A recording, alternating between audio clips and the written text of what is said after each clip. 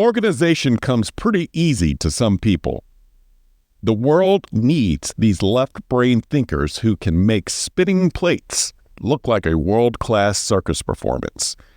Today's episode features just that, a world-class act who burn the corporate ladder in pursuit of happiness.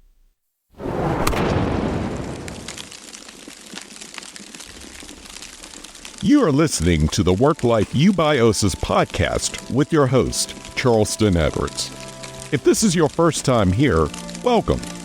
My goal is simple, to bring harmony and balance to this world, starting with the family. There is so much more to life than the 9 to 5, and this show is designed to bring you inspiration, motivation, and practical solutions to bring balance and joy back to your life. Work-life balance is not a myth, it's a choice. Themes on this show range widely between faith, family rhythms, work, and lifestyle philosophies. You will also hear burning ladder essays submitted by our community of friends and listeners who ditched the rat race, beat burnout to pursue a more balanced and purposeful life. My hope is that this show and the stories shared will provide encouragement, motivation, and will provide some ideas that will be valuable to you on your journey to work-life freedom. So let's dive into today's episode.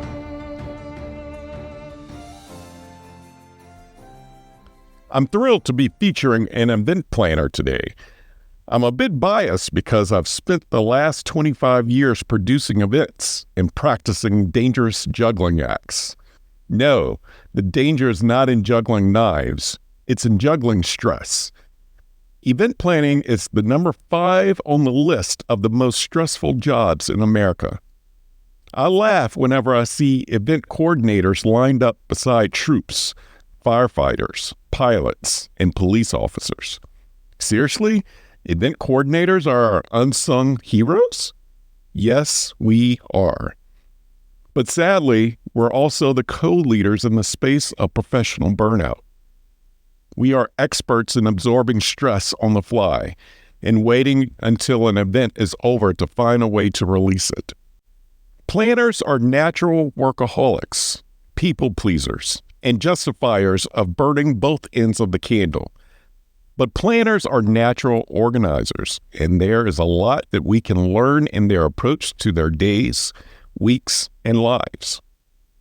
Over the next few weeks, the Work-Life Eubiosis will revolve around the theme of organization. From our daily habits, to organizing our days, to reorganizing our lives. How can we all be better planners, juggle stress, and be good stewards of our time? Stick around, as there's a lot to unpack over the next few weeks. To launch this new series, I'm featuring a burning ladder submitted by Kay Lee, who is a world-class event planner. If you're a newcomer, Burning Ladders is a segment of this platform that shares stories of transformation of burned-out individuals who stopped climbing the corporate ladder to pursue a greater purpose. Their burnout burned the proverbial career ladder, but reignited their lives. Kaylee is a personal hero of mine. I've known her for over 20 years, and she brings a competitive edge to every room, specifically in the industry of event planning. Kaylee is a bright light and has a heart for laughter. Kaylee also thrives because of her self-awareness, so she intuitively knows that change is on the horizon when her light starts to dim. In this burning ladder, Kaylee shares how she went from burnout back to light and discovered a new purpose in her life.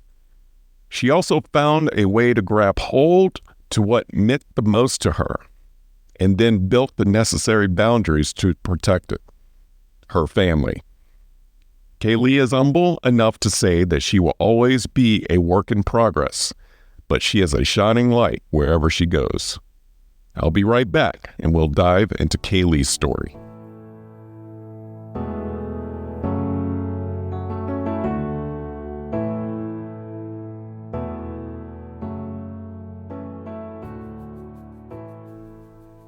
Dear listener, 2 years ago, I left my career as an event planner, all to return again a year later.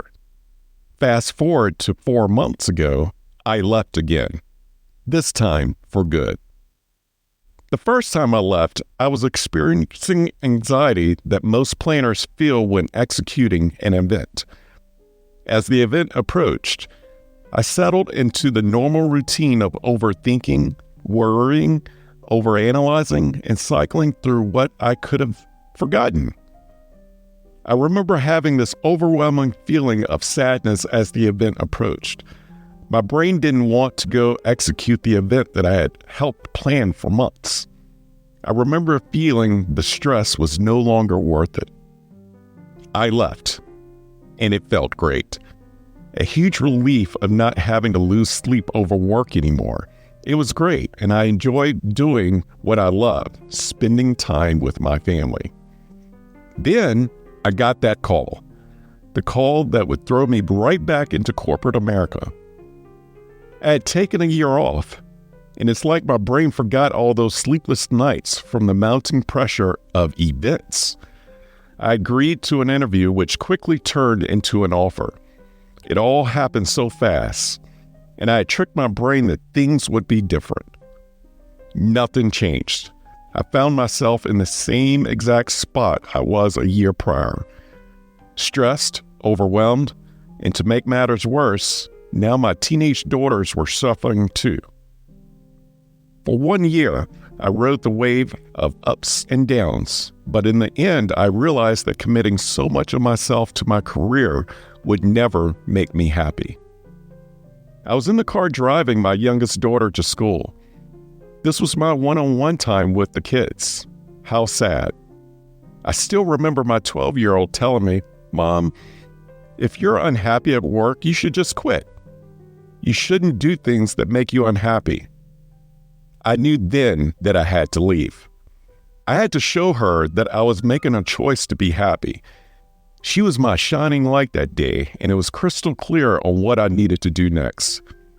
I was never going to work a 9-to-5 again. To be honest, we openly talked about how unhappy I was in my career. My girls are advocates of not doing the things that don't make you happy. They could feel my unhappiness, and I hope by sharing with them my experience, they will always know they have a choice too.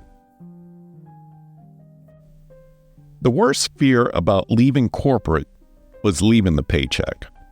I was fearful to give up the money. For me, it was a bit easier as I wasn't the sole provider for my family financially. I know that some don't have that option. Regardless, it was difficult to wrap our head around of how we would shift. I often wonder what could have made me stay in that particular career. I still believe that the answer is nothing. Not even the wonderful people. Event planning is not for the weak at heart.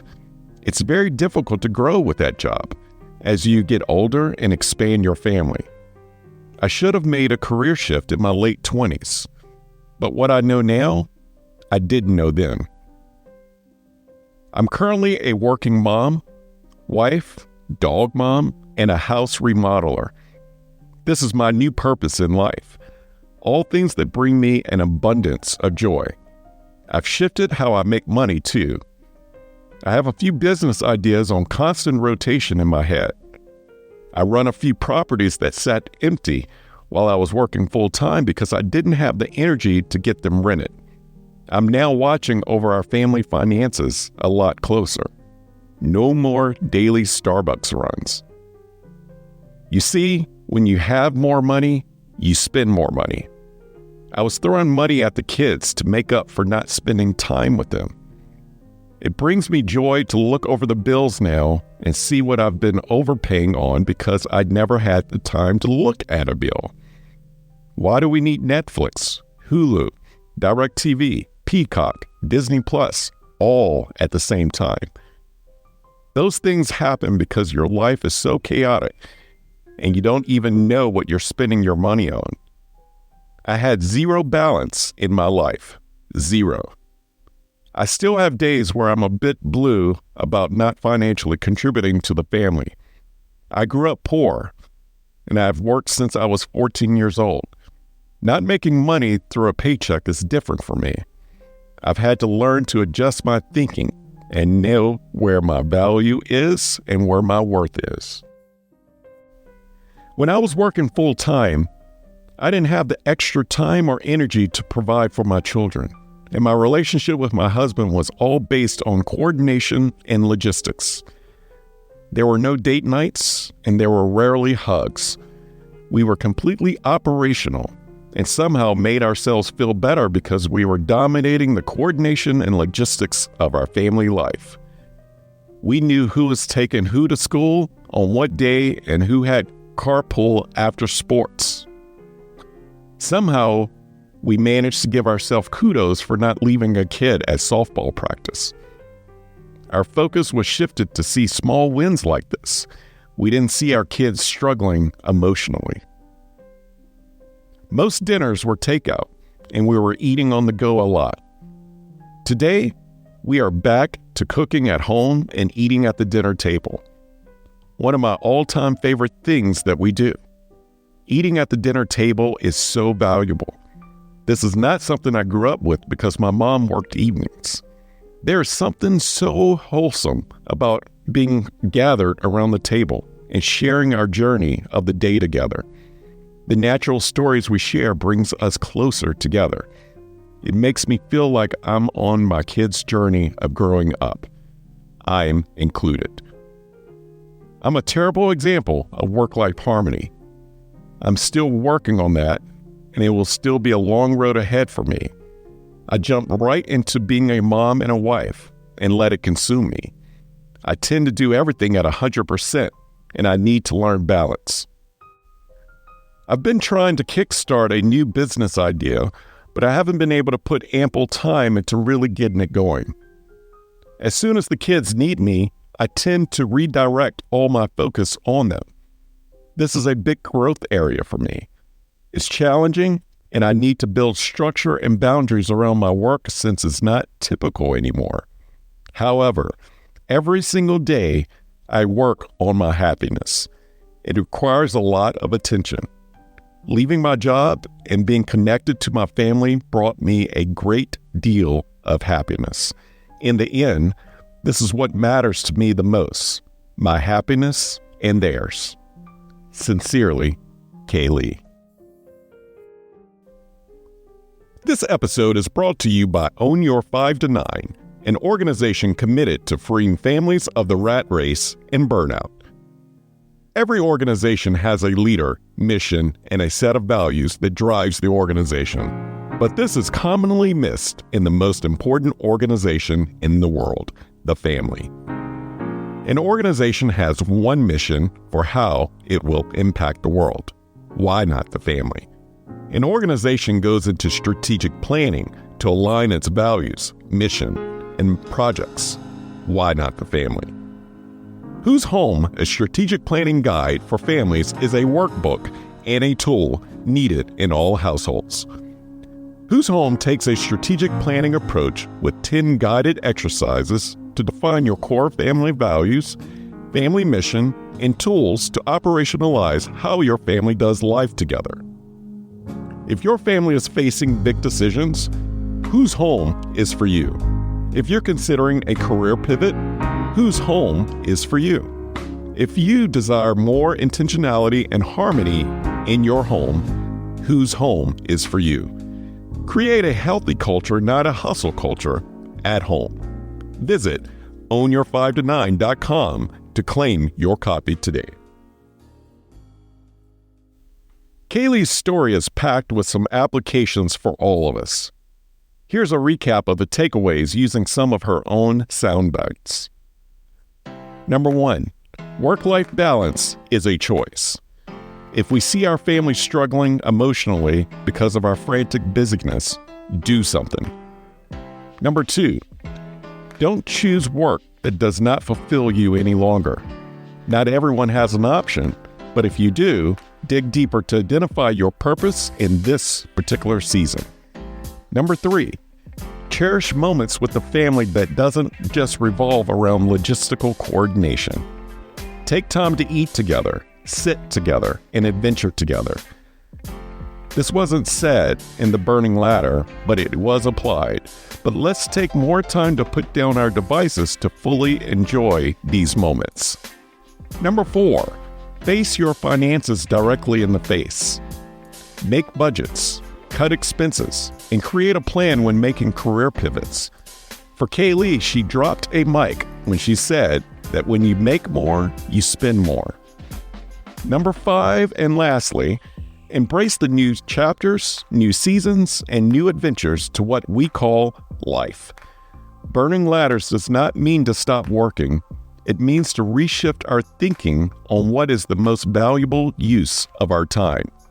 For some of us, if not all of us, it is the family. Making a living doesn't all have to come from the 9 to 5. Making a living can come through entrepreneurial thinking and action. At the end of the day, Kaylee is showing us the model of making a life, not just a living.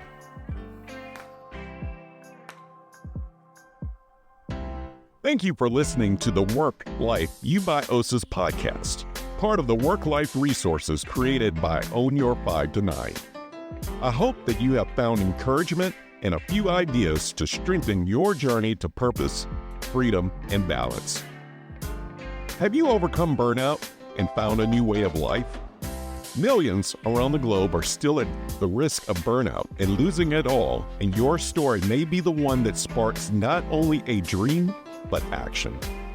Visit ownyour5to9.com for more information and to submit your story.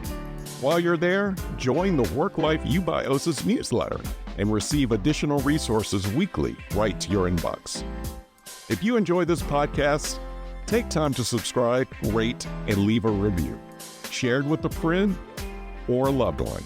Remember, the most important organization in the world is the family. Let's do our part to strengthen it. Thank you for listening.